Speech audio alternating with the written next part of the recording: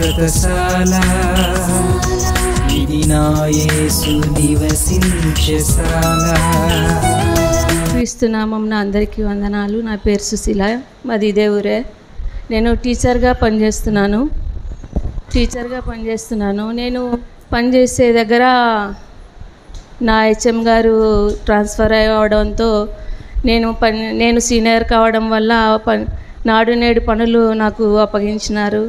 నేను అధికారులతో ఎంతో మొరపెట్టుకున్నాను, కానీ మీరు చేయవలసిందే అని వాళ్ళు తెలిపినందువలన నాకు ఎటువంటి జ్ఞానం లేదు, నాడు నేడు విషయంలో ట్రైనింగ్ లేదు, ఎలా చేయాలి దేవుడా అని కొంత భయపడినాను.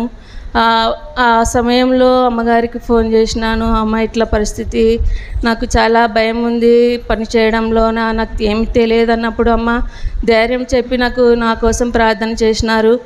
మరి మాటం నుంచి అమ్మగారికి ఫోన్ చేసి ఇట్లా బేస్ మాటం చేస్తున్నారమ్మా, ప్రార్థన చేయండి అంటే అప్పటి నుంచి అన్ని సమస్యలలోనూ అమ్మగారికి ఫోన్ చేస్తూ ఆమె యొక్క ఆశీర్వాదాన్ని తీసుకుంటూ, దేవుని యొక్క ఆశీర్వాదాన్ని తీసుకుంటూ పని చేయడంలో ముందుకెళ్ళినాను.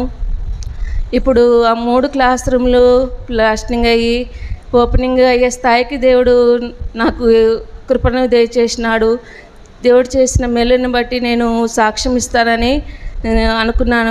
నా చిన్న సాక్ష్యాన్ని దేవుడు ఆశీర్వదించిన గాక. అమ్మగారికి, అయ్యగారికి వందనాలు. మా ఊరు గోనేయంలో నెలకోపరస్తుంటాను. నాకు సాక్ష్యం అంటే మా అబ్బాయికి జ్వరం వచ్చేది. 2 రోజులు ట్యాబ్లెట్ చేసినా తగ్గలేదు.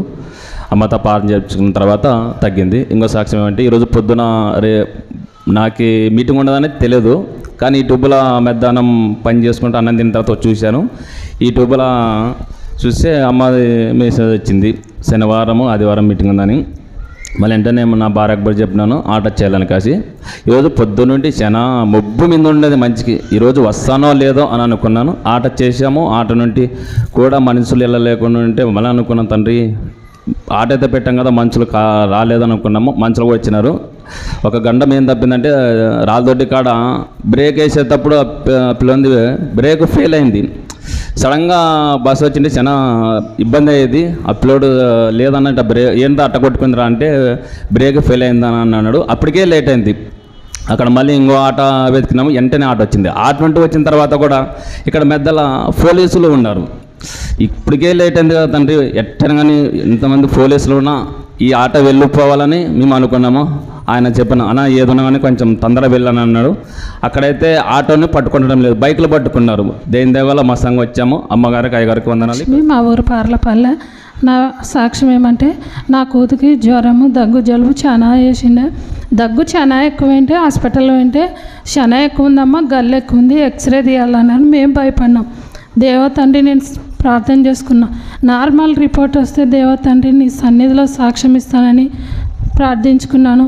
దేవుడు నార్మల్గానే ఉంది, ఏం కాదులేమ్మా, ఈ మందులకే తగ్గిపోతుంది అంటే తగ్గిపోయింది.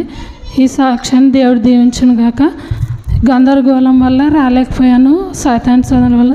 దేవుడు నాకు మనశ్శాంతినిచ్చి, దేవా నీ సన్నిధికి వచ్చే వారమన్నా నడిపియను దేవుని ప్రార్థించినాను. దేవుడు నా ప్రార్థన విడి సన్నిధికి నడిపించాడు. ఇదే నా సాక్ష్యం. దేవాది దేవునికి మహిమ కలుగును గాక. అమ్మగారికి, అయ్యగారికి నా వందనాలు. నాది కవిరవాడు, నా పేరు దేవమ్మ. నా మనవరాలకి జ్వరం వచ్చి 2 నెలల నుండి ఎన్ని డాక్టర్లకు చూపించినా తగ్గలేదు జ్వరము. లాస్ట్కి మంచి పచ్చగా అయిపోయింది, తలతో సహా పచ్చగా అయింది.